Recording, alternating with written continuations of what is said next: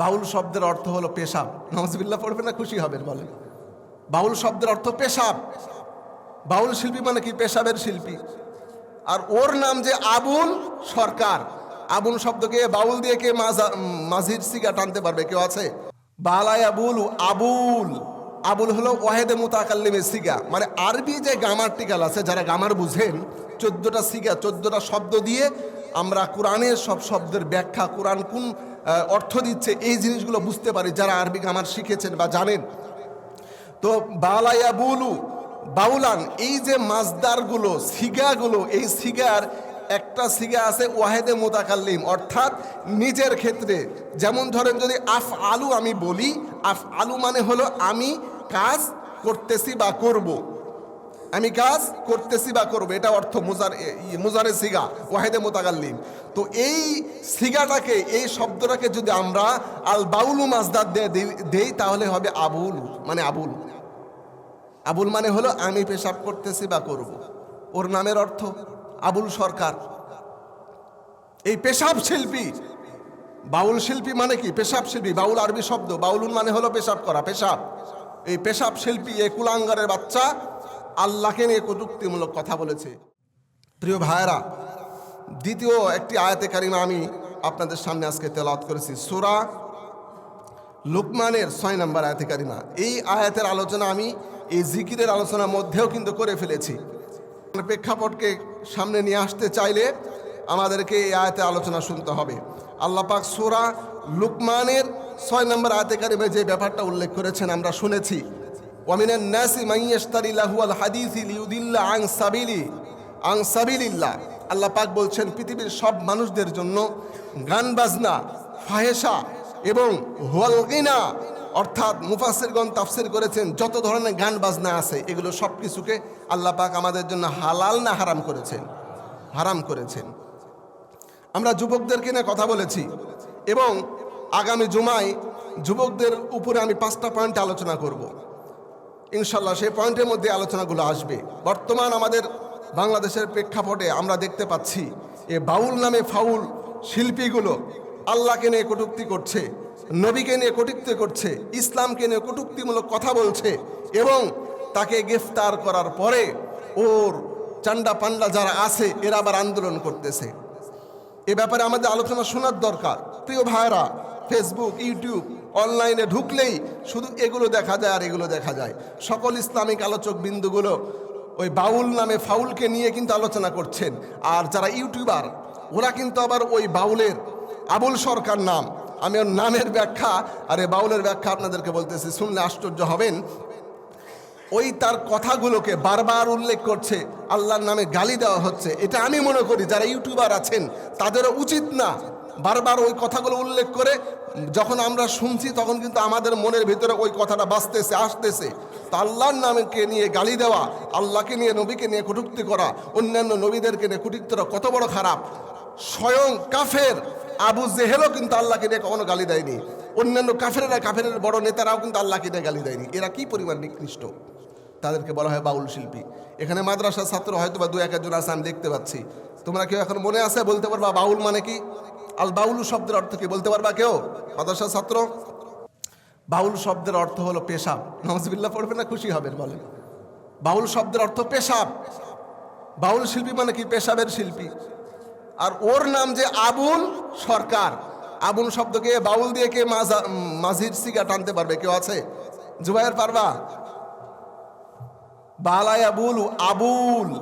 আবুল হলো ওয়াহেদে মুতাকাল্লিমের সিগা, মানে আরবি যে গ্রামাটিক্যাল আছে, যারা গ্রামার বুঝেন, 14টা সিগা 14টা শব্দ দিয়ে আমরা কোরআনের সব শব্দের ব্যাখ্যা, কোরআন কোন অর্থ দিচ্ছে, এই জিনিসগুলো বুঝতে পারি যারা আরবি গ্রামার শিখেছেন বা জানেন। তো বালায়া বুলু বাউলান, এই যে মাজদারগুলো, সিগাগুলো, এই সিগার একটা সিগা আছে ওয়াহেদে মুতাকাল্লিম, অর্থাৎ নিজের ক্ষেত্রে। যেমন ধরেন যদি আফ আলু আমি বলি, আফ আলু মানে হলো আমি কাজ করতেছি বা করব, আমি কাজ করতেছি বা করব, এটা অর্থ মুজারে সিগা ওয়াহেদে মুতাকাল্লিম। তো এই সিগাটাকে, এই শব্দটাকে যদি আমরা আল বাউলু মাজদার দেই তাহলে হবে আবুল, মানে আবুল। আবুল মানে হলো আমি পেশাব করতেছি বা করব, ওর নামের অর্থ আবুল সরকার। এই পেশাব শিল্পী, বাউল শিল্পী মানে কি? পেশাব শিল্পী, বাউল আরবি শব্দ, বাউলুন মানে হলো পেশাব করা, পেশাব। এই পেশাব শিল্পী, এই কুলাঙ্গারের বাচ্চা আল্লাহকে নিয়ে কটূক্তিমূলক কথা বলেছে। ও কি কোরআন হাদিস বুঝে? একটা আয়াতের একটা অক্ষর তো বেদবের বাচ্চা বেদব শুদ্ধ করে পড়তে পারে না। আপনারা যারা ভিডিওটা কেউ আসেন না, ভিডিওটা দেখেছেন না? দেখেছেন না? ও কি বলে আউয়ালু খলাকুল নূরুন, আউয়ালু খলাকুল রুহুন, কি এগুলো বলে? শব্দই তো উচ্চারণ ঠিক নাই। আচ্ছা, একটা এক্সাম্পল দেই। মনে করেন আমার একটা মাদ্রাসা আছে, এই মাদ্রাসাতে ক্লাস নার্সারি থেকে ক্লাস 3 পর্যন্ত প্রত্যেকটা শ্রেণীতে স্টুডেন্ট আছে।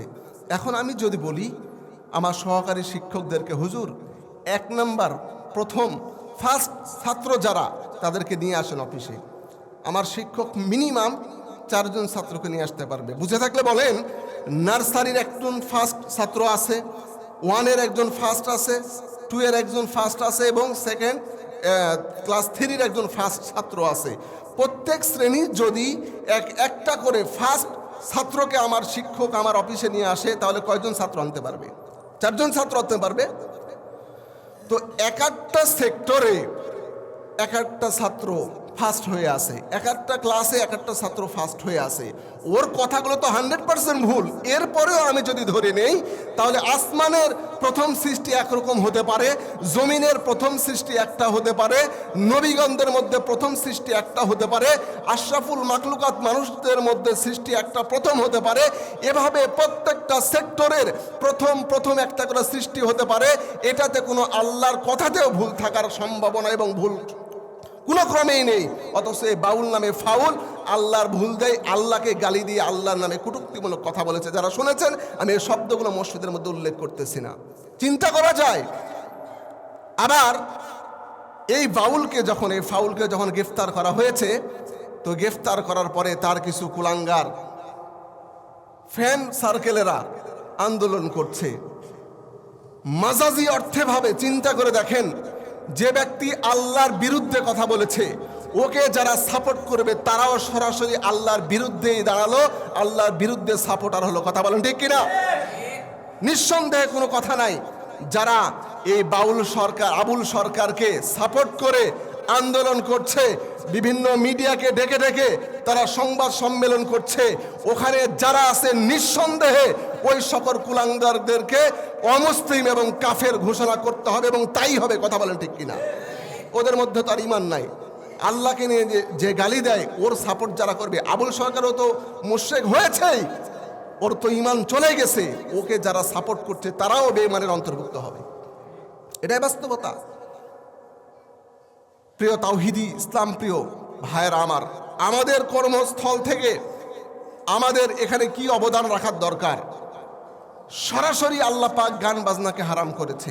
এরপরেও আমি ইউটিউব ঘেটে ঘেটে বিভিন্ন জায়গা থেকে শুনলাম এবং 2-1টা বই থেকে পড়লাম, এই বাউল যারা ধর্মের বা যারা বাউলদেরকে অনুসরণ করে, ওদের যারা সাপোর্টার, এদের মতামত এবং এদের টেন্ডেন্সি, এদের ধর্মের যে নীতিমালাগুলো, এগুলো যদি আপনারা শোনেন, লজ্জা এবং ঘৃণা তো ওদের দিকে তাকাতে মন চাইবে না। আমি শুনলাম কয়েকটা, এবং আপনাদেরকে আমি বলি, ইউটিউবে সার্চ দেবেন সুন্নাহ ফাউন্ডেশন চেয়ারম্যান, ওনার পেজে অথবা সুন্নাহ ফাউন্ডেশন এই পেজে সার্চ দিয়ে দেখবেন, আহমদুল্লাহ সাহেব অনেক কথা বলেছেন তাদের নীতিমালা, তাদের আদর্শ নিয়ে। এগুলো আদর্শ যদি আপনারা শুনি, আমাদের ঘৃণা তো ওদের কথা নিতে মন চাইবে না। এত জঘন্যতম। ওরা অসুস্থ হলে কি খেলে ওদের অসুখ ভালো হয়, এই টেন্ডেন্সি আপনারা শুনলে অবাক হবেন। এখানে ছোট বাচ্চারা আছে, আমি বলতেছি না। প্রিয় উপস্থিতি, আমাদের নিজ নিজ জায়গা থেকে আমাদেরকে অবস্থান নিতে হবে। আমার নবীর বিরুদ্ধে, আমার সৃষ্টিকর্তা আল্লাহর বিরুদ্ধে কোনো কুলাঙ্গার বাংলা জমিনে কথা বলবে, আল্লাহকে গালি দিবে, আর এখন পর্যন্ত ও জীবিত থাকবে, এটা তাওহীদি মুসলমান মেনে নিতে পারবে না। কথা বলেন ঠিক কিনা? প্রকাশ্যে যখন বাংলাদেশের বাইতুল মুকাররমের সামনে ওই কুলাঙ্গারের জিব্বা কেটে ওর গলা কেটে ফাঁসিতে ঝুলিয়ে হত্যা যদি না দেওয়া হয়, ভবিষ্যতে কোনো কুলাঙ্গার যেন বাংলাদেশের জমিনে এগুলো বলার সাহস না পায়, এই জন্য তাকে শাস্তি দিতে হবে। কথা বলেন ঠিক কিনা? আমরা আমাদের ছোট্ট অবস্থান থেকে, এই জায়গা থেকে দাবি করব, এই আন্দোলন গড়ে তুলব, যারা ভবিষ্যতে আল্লাহর বিরুদ্ধে, নবীর বিরুদ্ধে অন্যান্য নবীদের বিরুদ্ধে কোনো কথা বলবে, প্রকাশ্যভাবে ওর জিহ্বা কেটে দিতে হবে এবং বাইতুল মুকাররমের সামনে ওর ফাঁসি কাস্টে ঝুলে ওকে হত্যা করতে হবে। কথা বলে ঠিক কিনা? এটা যদি করা হয়, এই নজির যদি কায়েম করা হয়, তাহলে বাংলার জমিনে ভবিষ্যতে কেউ যদি, এই জন্য আমরা আলেম ওলামা কোরআন থেকে কথা বলে বারবার এই কথা বলি, কোরআনের আইন বাস্তবায়ন করেন, ভবিষ্যতে কোনো জেলাকার বাংলাদেশে পাওয়া যাবে না। ঠিক কিনা বলেন? কোরআনের আইন বাস্তবায়ন করেন, কেউ যদি চুরি করে তার হাত কেটে দেওয়া হবে, এই আইনকে চালু করেন। যেই ক্ষমতায় আসুক না কেন, এই কোরআনের নীতিমালা আইনগুলো সমাজে রাষ্ট্রের মধ্যে পরিচালনা করা হলে ভবিষ্যতে চোর আর টাকার ঘুষ দিয়ে কখনো চুরি থেকে পালায় আসতে পারবে না। জেনা করার পর, জেনা করে ধরা পড়ার পরে টাকার গরমে পুলিশের কাছ থেকে পালায় আসতে পারবে না। এই কন্ডিশন বাংলা জমিনে যদি চালু করা হয় কোরআনের আইন, ভবিষ্যতে অনইসলামিক কোনো কাজ, জেনা, ব্যভিচার, ধর্ষণ, চুরি, ডাকাতি, ছিনতাই এবং বাটপারি, টেন্ডারবাজি, এ ধরনের কোনো কাজ করার সাহস পাবে না। ঠিক কিনা বলেন? ব্যর্থতা আমরা আমাদের রাষ্ট্রে, আমাদের সমাজে, আমাদের সংসদে আল্লাহর আইনকে বাস্তবায়ন করতে পারি না, এটা আমাদের ব্যর্থতা। স্পষ্ট ভাষায় বলতে চাই, যারা এই বাউল নামে ফাউল শিল্পী, যাদেরকে আল্লাহ পাক আল্লাহর আইনকে অমান্য করে তারা গান বাজনা করে, মানুষদেরকে ফাহিশা অশ্লীল কাজের মধ্যে যুবকদেরকে নষ্ট করে, এদেরকে যারা সাপোর্ট করবে, সেই রাজনৈতিক দল হোক অথবা ব্যক্তিগত কোনো পরিচয় ব্যক্তি হোক, যেই তাদেরকে সাপোর্ট করবে, নিঃসন্দেহে বলা যেতে পারে তারা আর মুসলিম থাকবে না। আল্লাহকে সরাসরি যে গালি দেয় তা মুসলিমের অন্তর্ভুক্ত হতে পারে না। ঠিক কিনা বলেন? এজন্য যারা তাদেরকে সাপোর্ট করছে, যে রাজনৈতিক দলগুলো তাদের ব্যাপারে কথা বলছে, তাদেরকে আমি বলতে চাই, আমার এই জায়গা থেকে, আপনি যদি মুসলমান থাকতে চান, আপনি যদি ইসলাম ধর্মের অনুসারী হয়ে থাকতে চান, তাহলে তাদেরকে ঘৃণা করে তাদের বিপক্ষে অবস্থান গ্রহণ করতে হবে। কথা বলেন ঠিক কিনা? সম্মানিত ভাইয়েরা, আল্লাহ পাক সূরা লুকমানের 6 নম্বর আয়াতে কারিমায় যে ব্যাপারগুলো বলেছেন, দুনিয়ার সকল প্রকার ফাহিশা, গান বাজনাকে আমি আল্লাহ হারাম করেছি, তারা এই হারামকে না মেনে গান বাজনা করে আমাদের যুব সমাজকে নষ্ট করতেছে। ঠিক না বলেন? এজন্য তারা পালা গান করে, নারী আর পুরুষ, ওই যে বেশ্যাখানা যে নারীগুলো থাকে, এই নারীদেরকে নিয়ে তারা গান বাজনা করে। তাদের একটা নীতিমালা কি জানেন? তাদের ধর্মের নীতিমালা হলো, ওদের যেই নারীগুলো আছে, মেয়েগুলো আছে, তাদের সাথে অগাধে পরকিয়া করে মিলামেশা করা তাদের ধর্মে জায়েজ। নাউজুবিল্লাহ পড়েন। এটা তাদের একটা নীতিমালা। তাদের যদি বড় কোনো অসুস্থ হয়, মেয়েদের প্রথম মাসিকের রক্ত তাদেরকে খাওয়াতে হয়, খাইলে নাকি তাদের অসুখ ভালো হয়ে যায়। নাউজুবিল্লাহ পড়েন। বড় ধরনের আরেকটা অসুখের কথা শুনলাম, সেটা যদি হয়, মেয়েদের স্তনের দুধ, মাসিকের রক্ত এবং প্রস্রাব, তিনটাকে মিশ্রণ করে একটি খাবার তৈরি করে, সেই খাবার খেলে তারা নাকি চিরস্থায়ী অসুস্থ থেকে দূরে হয়ে যায়, তাদের শরীর থেকে সব অসুখ দূর হয়ে যায়। নাউজুবিল্লাহ পড়েন।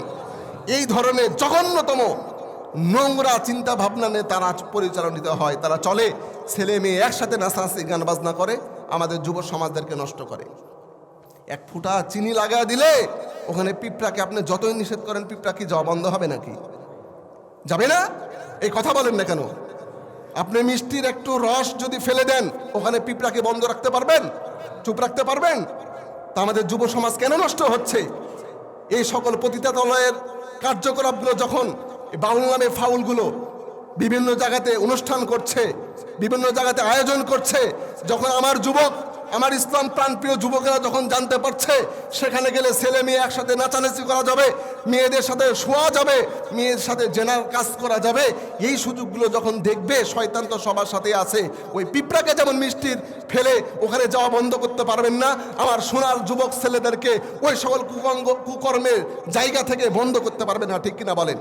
তো আমার আপনার সন্তান, আমার আপনার প্রিয় যুবক ভাইয়েরা নষ্ট হচ্ছে এগুলো কারণে। এগুলো যদি বন্ধ করতে পারি, তাহলে আমার আপনার যুবক সন্তান, ভাই বেরাদরেরা প্রত্যেকে ইসলামের ছায়াতলে থাকবে, কোরআনের মাহফিলে যাবে, কোরআনের আলোচনা শুনে নিজেদের ইমানকে শক্ত মজবুত করবে, সকল ফাহিশা থেকে বেরোতে থাকতে পারবে। ঠিক কিনা বলেন? প্রিয় ভাইয়েরা, এজন্য যারা বাউল, এই আবুল সরকারের সাপোর্ট নিচ্ছে, আন্দোলন করছে, এদেরকে প্রকাশিতভাবে শাস্তির ব্যবস্থা করতে হবে। এবং এই বাউল সরকারকে আমরা দাবি তুলব, আমাদের দাবি থাকবে বাইতুল মুকাররমের সামনে তাকে প্রকাশিত হত্যাকাণ্ড দিতে হবে। তাহলে ভবিষ্যতে সবাই শিক্ষা নেবে যে বাংলার জমিনে যদি আল্লাহর বিরুদ্ধে, নবীর বিরুদ্ধে, ইসলামের বিরুদ্ধে কোনো কথা বলা হয়, তাহলে তার প্রকাশিত শাস্তি হলো মৃত্যুদণ্ড। ঠিক কিনা বলেন? এটা করতে হবে, আমাদের দায়িত্ব, ইমানি দায়িত্ব। আপনার সৃষ্টিকর্তা আমার আল্লাহর বিরুদ্ধে কথা বলবে, আমি চুপচাপ বসে থাকবো? ইট ইজ ইম্পসিবল, কখনো হতে পারে না। প্রিয় ভাইয়েরা, এজন্য যুবকদেরকে বলবো, তোমাদেরকে সতর্ক হতে হবে, এই সকল কাজ কাম থেকে বিরত থাকতে হবে। ইসলামের মহব্বতে, আল্লাহর মহব্বতে, নবীর মহব্বতে নিজের জীবনের রক্ত জীবন যদি দিতে হয়, তারপরেও আমার ইসলামকে ঠিক রাখতে হবে, আমার নবীকে ঠিক রাখতে হবে, আমার আল্লাহর সব কিছুকে ঠিক রেখে দুনিয়াতে চলতে হবে। ঠিক কিনা বলেন? প্রিয় ভাইয়েরা, এই জন্য বলবো, আরেকটি কথা আমি বলতে চেয়েছিলাম, সুযোগ হলো না, তারপরে একটা কথা বলি। এখন বিভিন্ন জায়গায় তাফসির মাহফিলের সময় অনেক জায়গাতে তাফসির মাহফিল হচ্ছে। আমি ইতিপূর্বে আপনাদেরকে বলেছিলাম, এখানে জায়গার সমস্যার কারণে আপনি তাফসির মাহফিল করতে পারেন না। আমি শুনেছি যুবকদের অনেক আকাঙ্ক্ষা এবং ইচ্ছা আছে যে আমাদের এলাকাতেও আমাদের যুব সমাজের উদ্যোগে তাফসির মাহফিল হবে, ইসলামের দাওয়াত হবে, ইসলামের কথা হবে। এটা আমাদের দরকার। দরকার কি না, কথা বলেন? আমাদের যুবকেরা অনেকেই আমাকে বলেছে এবং আমি অনেকের সাথে কথা বলেছি, সবার অনেকেরই ইচ্ছা আছে। সুতরাং আমি চাই আমার জায়গা থেকে, এখানে জায়গা আমাদের সংকট হলেও আমরা যদি মসজিদ ভিত্তিকও বাৎসরিক, এরপরে মাসিক কোরআনের তাফসিরের আয়োজন করতে পারি, আমি বলতেছি, বিশ্বাস করেন, কথার কথা, এ মাসের শেষে বা সামনের মাসে কোনো একদিন যদি আমাদের মসজিদ ভিত্তিক একটা তাফসির হয়, আমাদের যুবকেরা অন্তত এটা চিন্তা করে দেখেন দিল থেকে, যেদিন এখানে তাফসির হবে, এখানে খাবারের আয়োজন করা হোক, যুবকেরা অন্তত ওই দিনটা বাইরের খারাপ কাজগুলো থেকে বিরত থেকে এখানে সে তাফসির শুনবে। একটা আয়াতের একটা অর্থ যদি তার ভালো লাগে, আর ওই আয়াতের অর্থটা তার দিলের মধ্যে যদি বুঝে, একটা আইন যদি তার ভালো লাগে, সেটা অনুযায়ী যদি সে আমল করে, যারা যারা আয়োজক হবে, ওই আমলের বিনিময়ে সবগুলো ওর আমল নামার মধ্যে যাবে। সিল্লা বলেন সুবহানাল্লাহ। এই জন্য প্রথমত আমি যুবকদেরকে আহ্বান করব, অনুরোধ করব, আমি তোমাদের সাথে আছি, আমি সহযোগিতা করব, যতটুকু পারি আমরা স্টেজ প্যান্ডেল করে না হলেও অন্তত মসজিদ ভিত্তিক আমরা তাফসির শুরু করি, অথবা আমরা একটা সুন্দরভাবে ডেট তৈরি করি, সেই ডেটে আমরা একটা ছোট্ট ব্যানার বানায় মসজিদে শুরু করে একটা তাফসির করি, কোরআনের তাফসির করি। এখানে বাইরের দু একজন আলোচক আসুক, তার আলোচনা করুক, আমাদের যুব সমাজকে কিভাবে আল্লাহর পথে আনা যায়, নামাজি বানানো যায়, গুনাহ থেকে বাঁচিয়ে রাখা যায়, এই প্রচেষ্টা কিন্তু আমাদেরকে এভাবেই করতে হবে। ঠিক কিনা বলেন? বিভিন্ন তাফসির মাহফিলগুলোতে রাজনৈতিক আলোচনা হয়, আমরা এখানে মসজিদ ভিত্তিক করলে রাজনৈতিকের কোনো সুযোগ থাকবে না। ঠিক কিনা বলেন? এই জন্য আমি সবাইকে অনুরোধ করব। এবং আজকে আমার সমস্যা, আমি যাবো, প্রোগ্রামে আছে, জুমা পরে চলে যাব। বাকি আমি যুবকদেরকে অনুরোধ করব, তোমরা যারা এখানে উপস্থিত আছো, যারা উপস্থিত নাই, আগামী জুমায় সবাইকে ডেকে নিয়ে আসবা। আগামী জুমায় যুবকদের ধ্বংসের কারণ আমি আলোচনা করব, এবং ওই আলোচনার পাশাপাশি আমরা নামাজের পরে মিটিংয়ে বসবো। এখানে আমরা সামনে যুবকদের উদ্যোগে, এলাকাবাসীর উদ্যোগে কোনো তাফসির মাহফিল এখানে করতে পারি কিনা, পারবো না ইনশাআল্লাহ? ইনশাল্লাহ। যারা যুবক আছো, তোমাদেরকে ভালোবাসা থেকে বলতেছি, অবশ্যই সামনে জুমায় সবাইকে ডেকে হেঁকে নিয়ে আসবা, নামাজের পর আমরা বসবো, এবং সামনে জুমায় যুবকদেরকে নিয়ে আলোচনা হবে। আল্লাহ পাক আমাদেরকে তৌফিক দান করুক। সকলে বলছে আল্লাহুম্মা আমিন।